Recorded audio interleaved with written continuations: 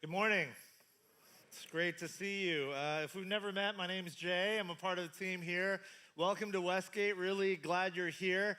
In the month of August, we are journeying through the stuff that matters most for us here at our church. Our church exists. If you're new to us, this is important to know. Our church, primarily, we exist to be disciples of Jesus and to help others become disciples of Jesus, followers of Jesus, who are learning the way of Jesus and then living the way of Jesus. And simply put, our best understanding of Scripture is that the way of Jesus, put simply, is the way of love, and specifically love as it moves in very specific directions. A life of love toward God as we receive God's love and return that love to Him with our whole lives. A life of love toward one another, our church family, our brothers and sisters. We just celebrated several of them today. And then a life of love toward our neighbors, toward our local and global neighbors, to meet the needs of those in need and to work toward the common good. And we're doing this by moving our way in and out of this really famous chapter in the Bible in a letter that Paul wrote to the early Christians in a city called Corinth. And it's a really famous chapter of the Bible because it's the most quoted chapter at weddings, right? It's the love chapter, 1 Corinthians chapter 13. So we're gonna get into that today, and specifically today, we wanna explore the question of loving God. What does that actually mean? How do you actually love God when you cannot necessarily physically see or touch or hear or feel God in a tangible way? How do you love Him? Now, to do that, I want to begin by showing you an image. This is a painting by a Russian painter named Ivan Ivazovsky.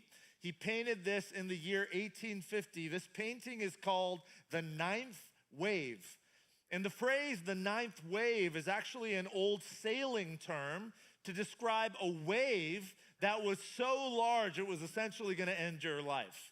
And he painted this piece and called it the ninth wave because he is, one, showing a wave, right? You can see the giant wave there in the midground. But beyond the midground, in the background of the picture, the thing illuminating the entire painting is this bright ray of sunlight.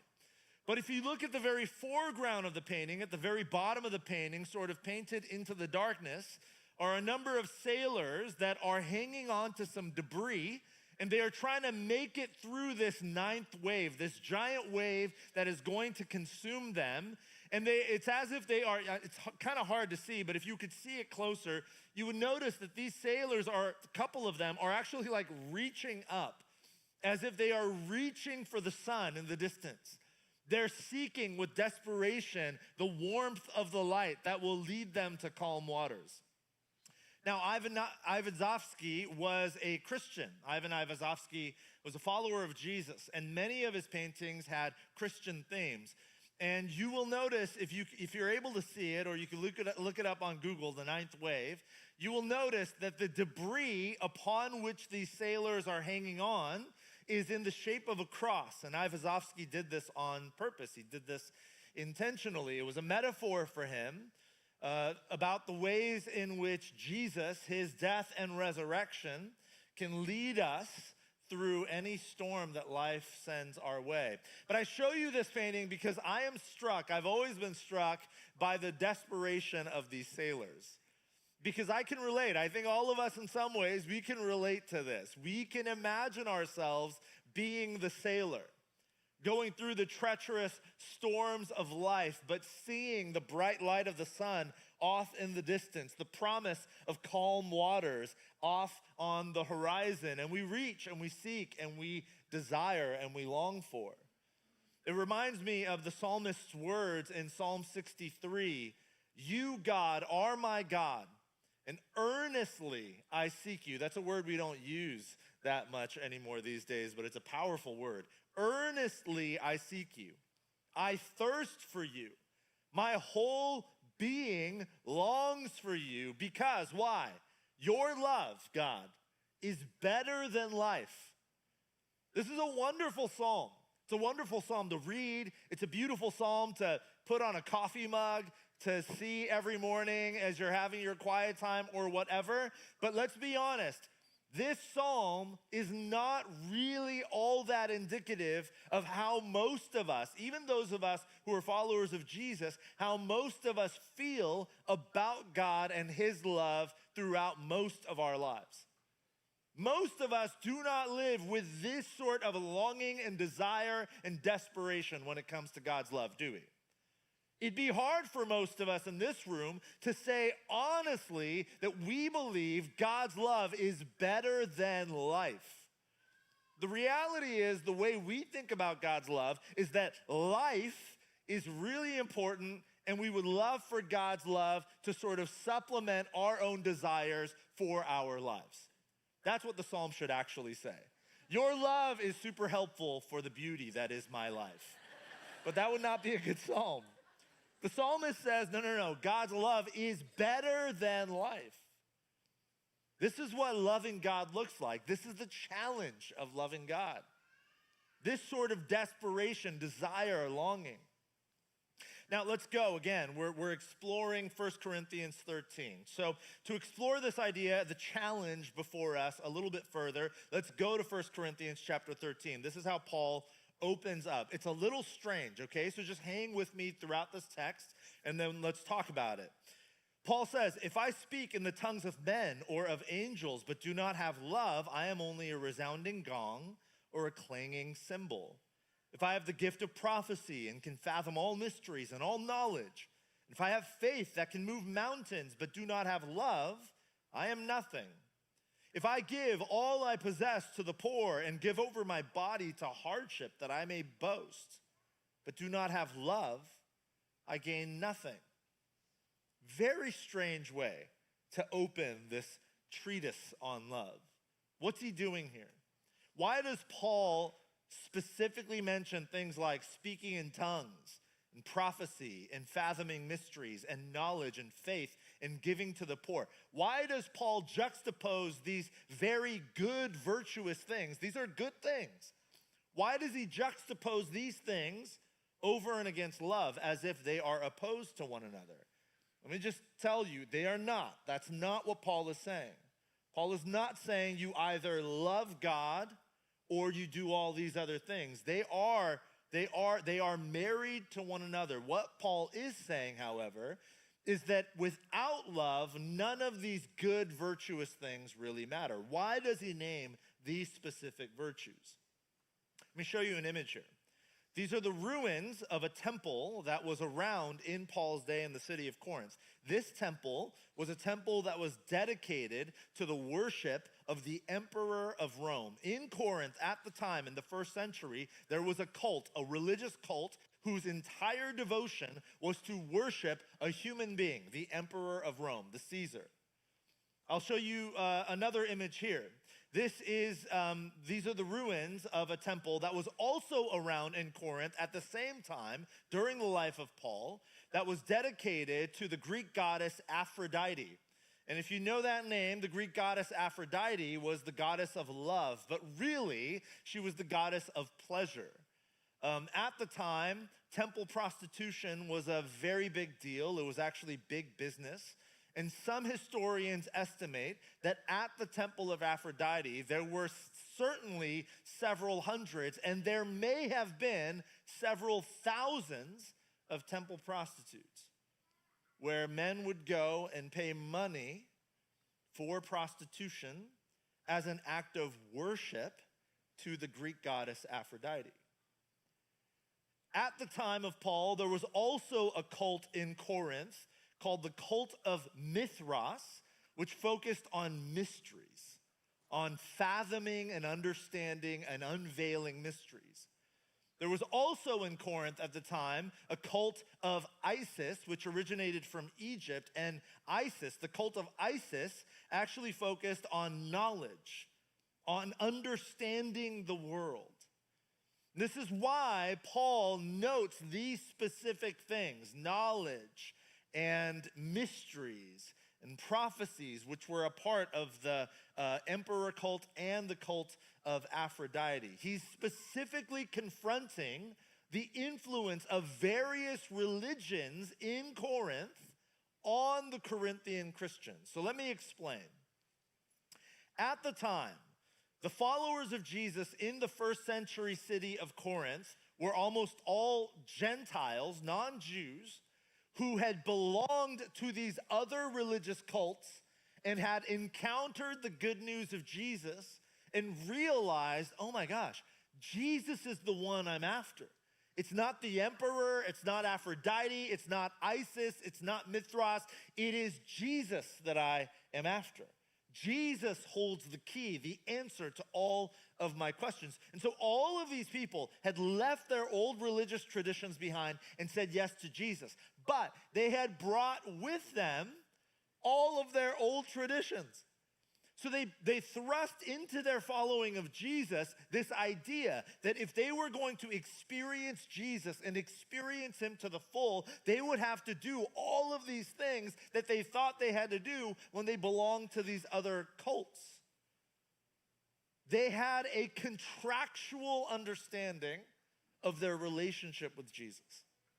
Because that was their understanding of their previous religious traditions, these early Christians in Corinth brought with them into their devotion to Jesus, they brought all of these preconceived notions about what was required of them to have a relationship with Jesus.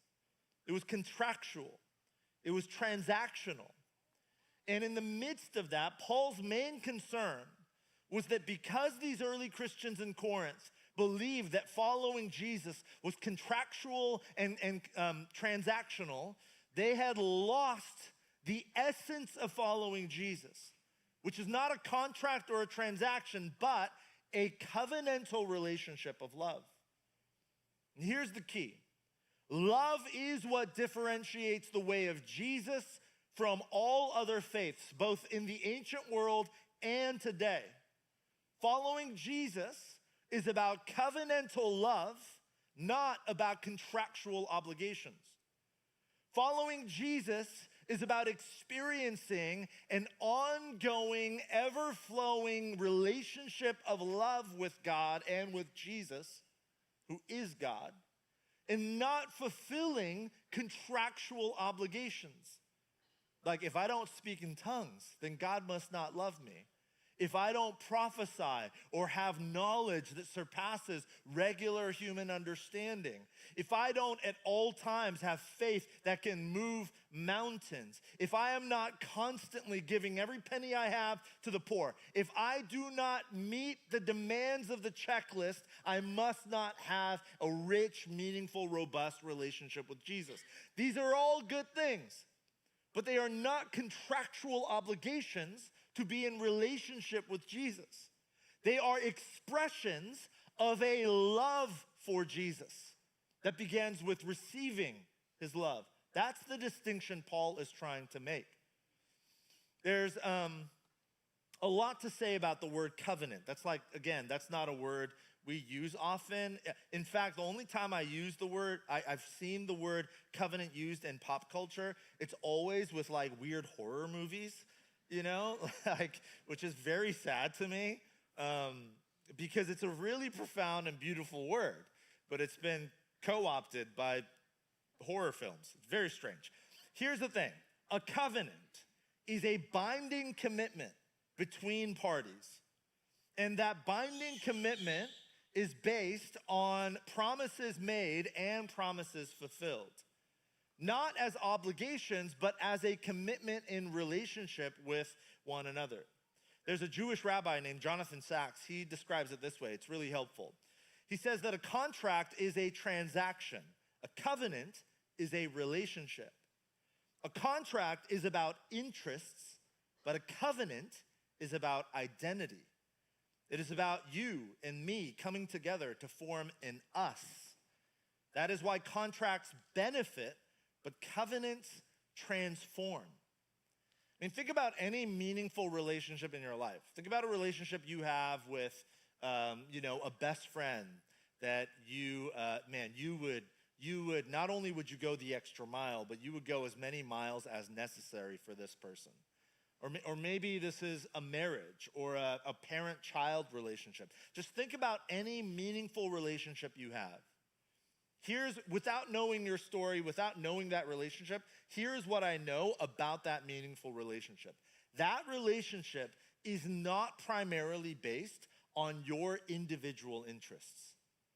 Because individual interests do not have the strength to become the foundation for a meaningful relationship.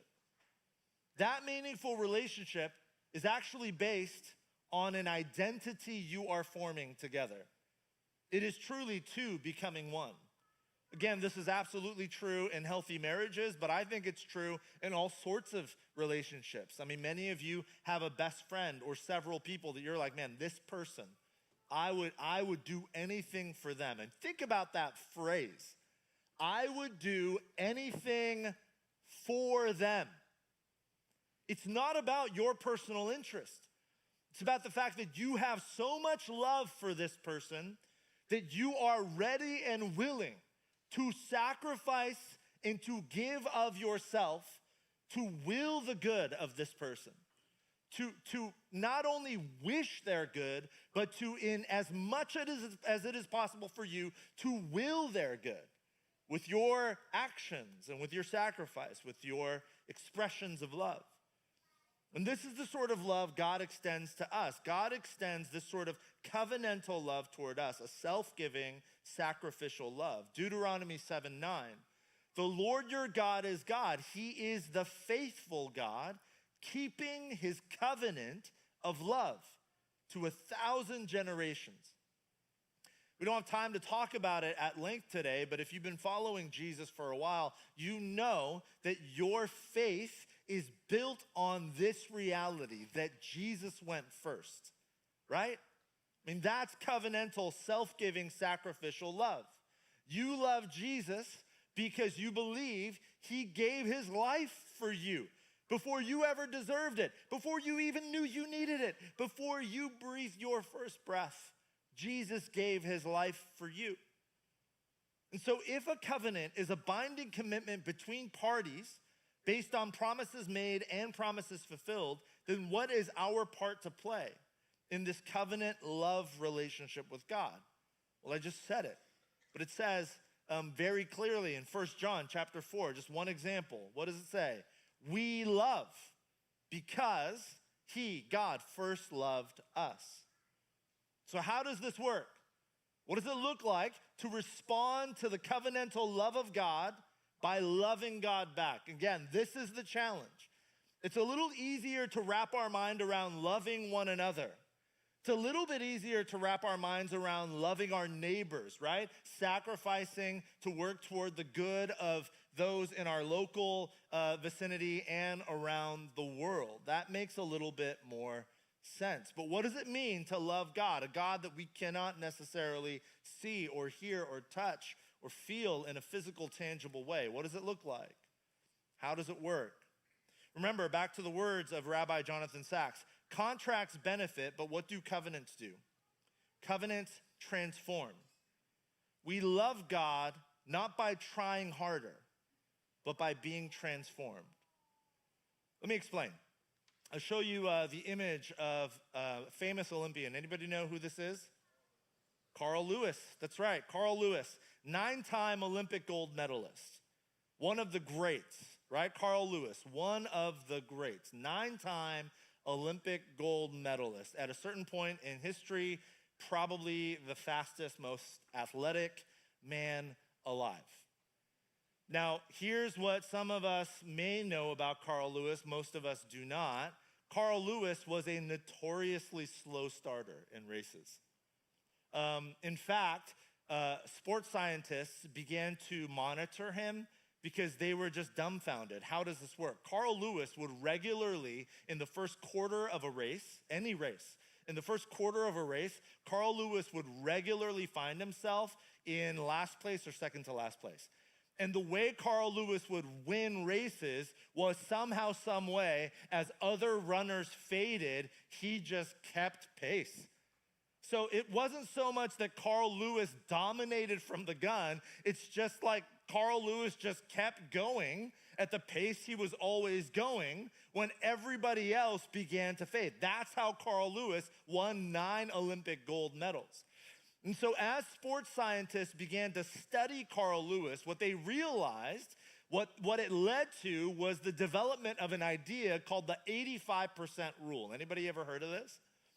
The 85% rule essentially states that for high-level athletes across the board, usually, an overwhelming majority of the time, the athletes that perform the best are not the athletes that come out of the gun, out of the starting block, going 100%.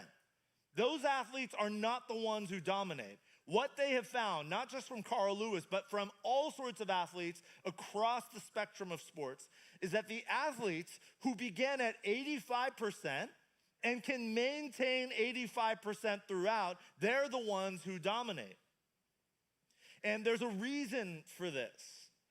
Maximum performance is achieved when the athlete is instructed not to go 100%, not to just every fiber of your being try as hard as you can with all of your might. That's not what leads to peak performance.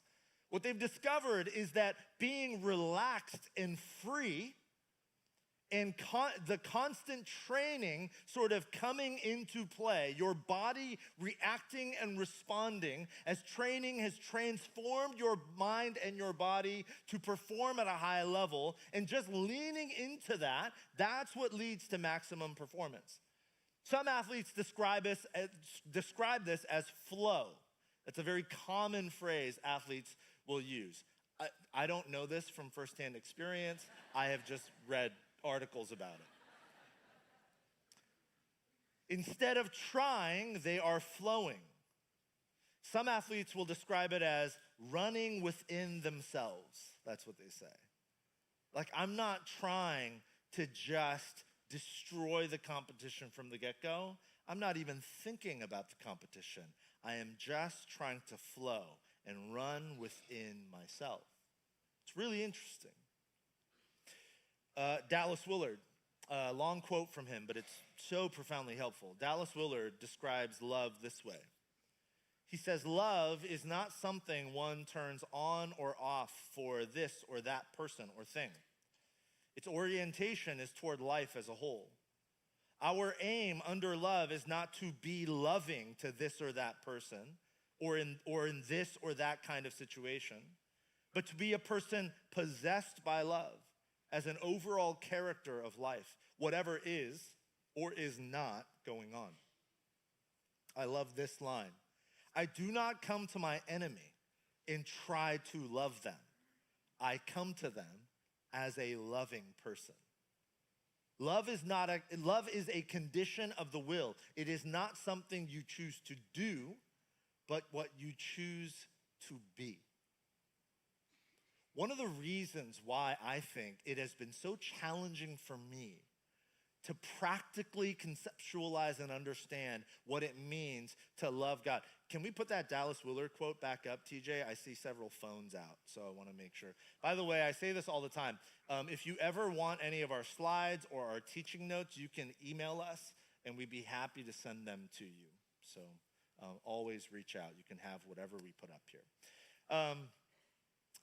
I think one of the reasons why it becomes so challenging for me on a personal level to understand what it means to love God, why I struggle so much sometimes, what does that actually mean, is because it is so challenging, I just find myself tensing up.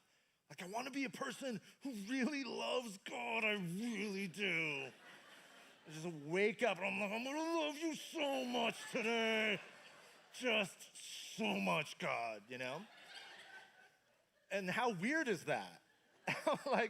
What if I did that to my wife? She's like, Jenny, I love you so much today. You know, that's so weird. She'd be like, oh my gosh, what is happening?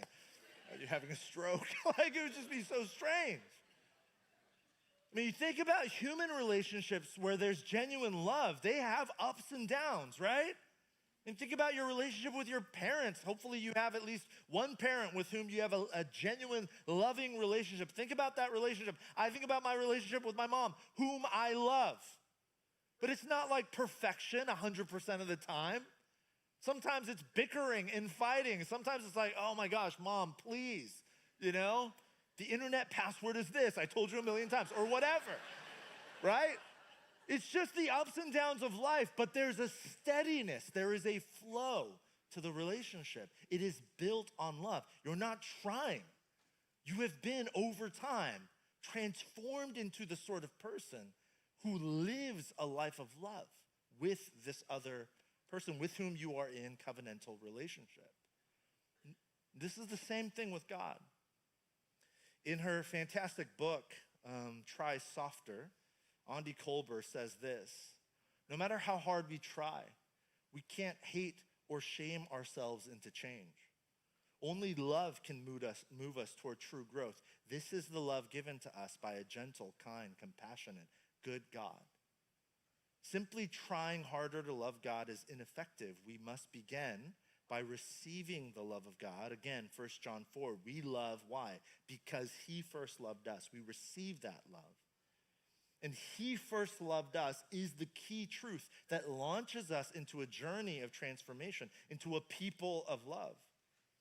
And this journey looks a particular way. It does demand participation on our part. Mark chapter 12, Jesus gives us the path forward. Love the Lord your God with all of your heart, with all of your soul, with all of your mind, and with all of your strength. Heart, soul, mind, strength is a way of describing the entire integrated person. I mean, think about the way I love my children. What if I were to stand up here and tell you, I really, really love my children with my heart, but not so much with my strength. In other words, I express and have very tender feelings toward my children, but when they ask me for help and it requires my actual embodied participation, my physical strength, I don't love them that way. What you would say to me is, one, I'm gonna call CPS, but two, you would say, dude, you don't really love your children. You know what I'm saying? It requires our entire integrated being. So what is heart? It's not just good feelings. In the ancient world, the heart was understood as, this is the common phrase in the ancient world, the seat of our affections. That's how ancients described the heart. It was about our desires, our longings, and our motivations. Look at Psalm 37. Take delight in the Lord. Pay attention to that word. Remember it. Take delight in the Lord, and he will give you the desires of your heart. I love that because we like to focus on he will give you the desires of your heart, but the first part is important.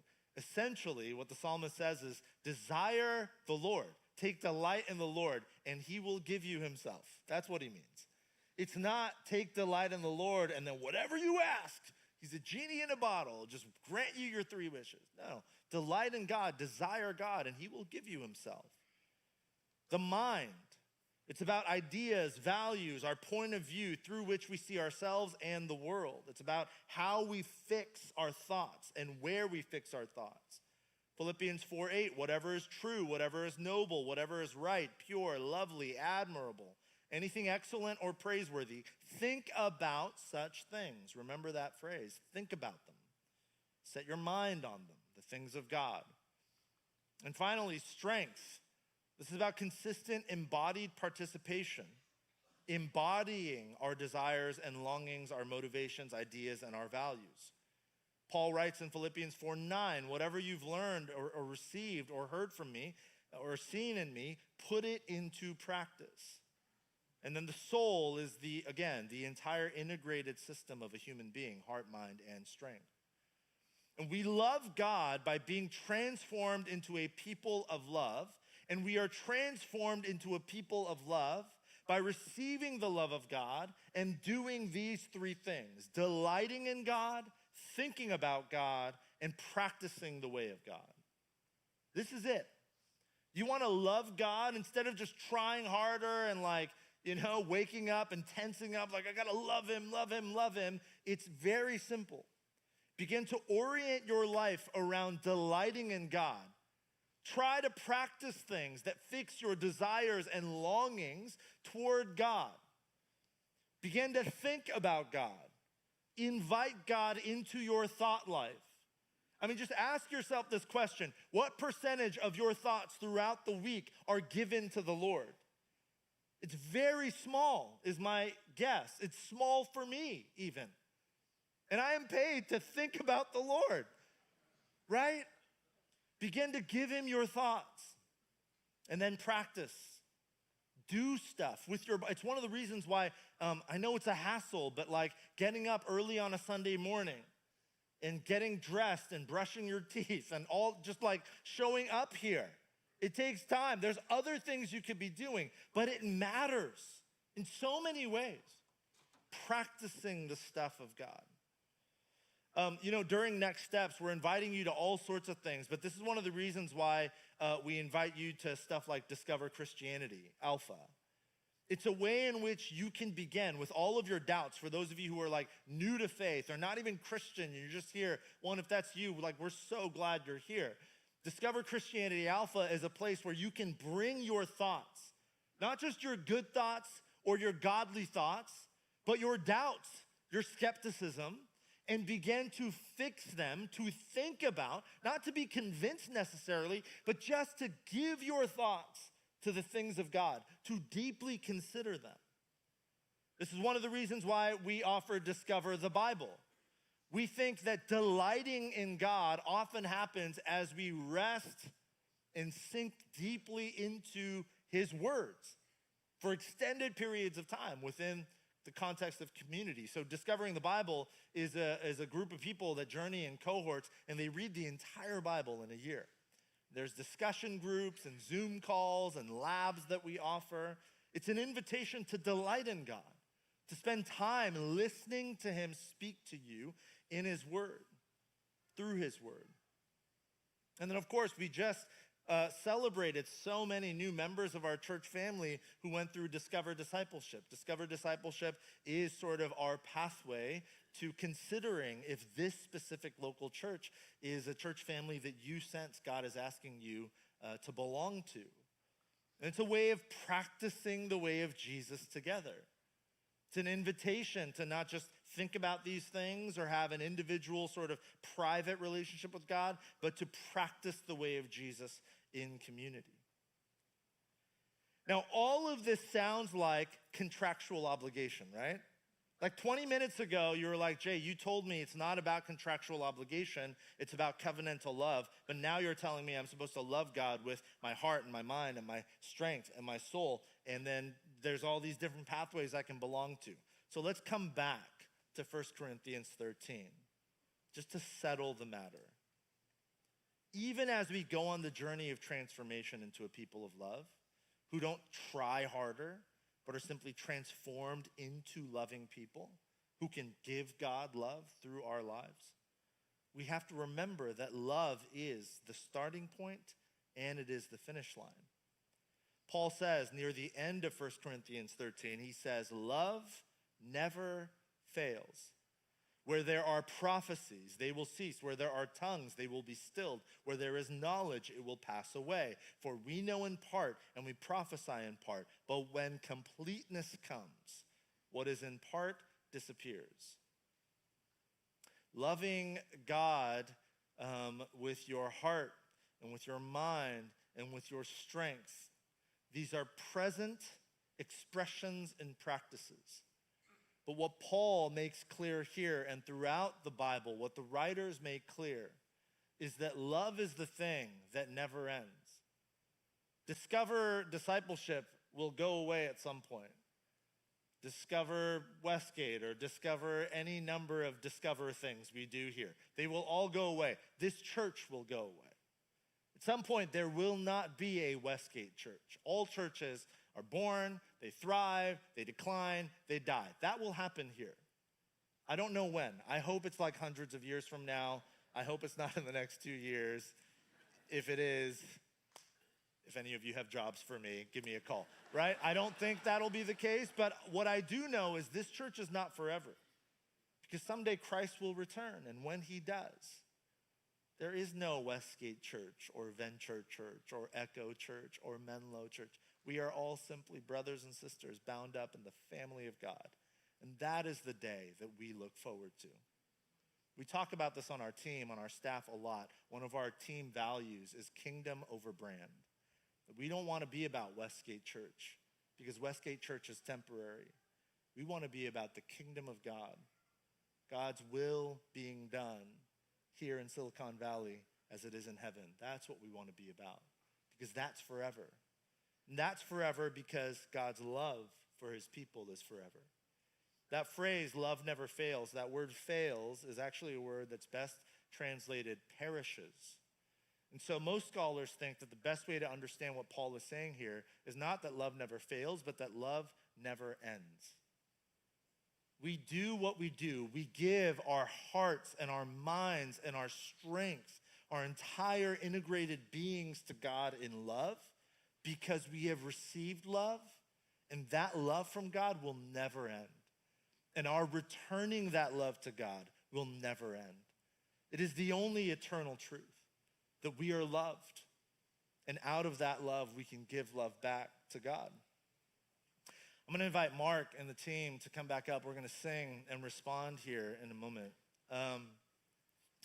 A week or so ago, I was finishing up this sermon. And usually I do all the study and the research and the big ideas. What do I sense God is trying to say to our community through this text or this idea? And then all the stories and illustrations and metaphors and stuff, they sort of come after. And this sermon had been done for a while. I had finished it like a couple of weeks back, but I didn't know how to end the sermon. And so I find myself a week or two ago sitting in my kitchen. It's about 9 p.m. The kids are sleeping. Jenny's in bed because we're old and we go to bed at 8 p.m. now. So I'm sitting in the kitchen alone and I'm just trying to figure out I don't have a great story. How do I end this sermon? And while I'm thinking about it, my son, my 5-year-old son, pitter-patters out of his room into the darkness of the kitchen. And he whispers, he's half asleep, he whispers to me and goes, "Dad, I'm thirsty." So I close my laptop and I pour him a cup of water and then, and I tell him, "Don't pee in your bed," you know? That's always the risk, is like, how much water do I give this child, you know? So I give him the water, he gulps the whole thing down, and then he's half asleep. He's so groggy, so I pick him up in the darkness. And the moment I pick him up, he's half asleep. But what does his body do? His little 5-year-old arms wrap around my neck, and he's just putting me in a guillotine choke. You know, it's like so tight. But it's love. And he's not even conscious or aware. He's not awake. We have 5 years of history. That's why. He knows that when he is thirsty, Dad will give him a drink. And because of little moments like that have built up over 5 years of history that we have together, when I hold him close, he doesn't even have to think. He holds me close right back. And then I laid him down in bed, and I never do this, but I was overwhelmed with this sense because I was thinking about God's love. So I laid with him for a while, and I laid my hand on him, and I prayed, "Lord, do not let him wet the bed."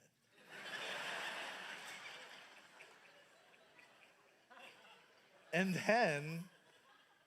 then I just was overwhelmed by my love for this little guy and blown away by the gift that is his love for me. 1 John chapter 3. See what great love the Father has lavished on us, that we should be called children of God. And that is what we are.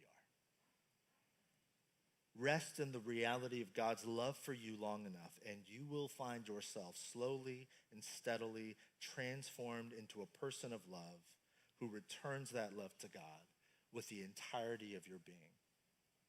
Feel the closeness of God, your Father, giving you a drink of living water in every moment you are thirsty, holding you close. Do that enough. Focus on that. Delight in it. Think about it.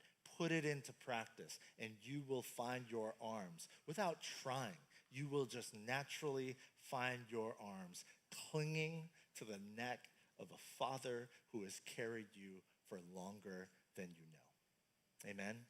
Amen. Let's stand and sing together.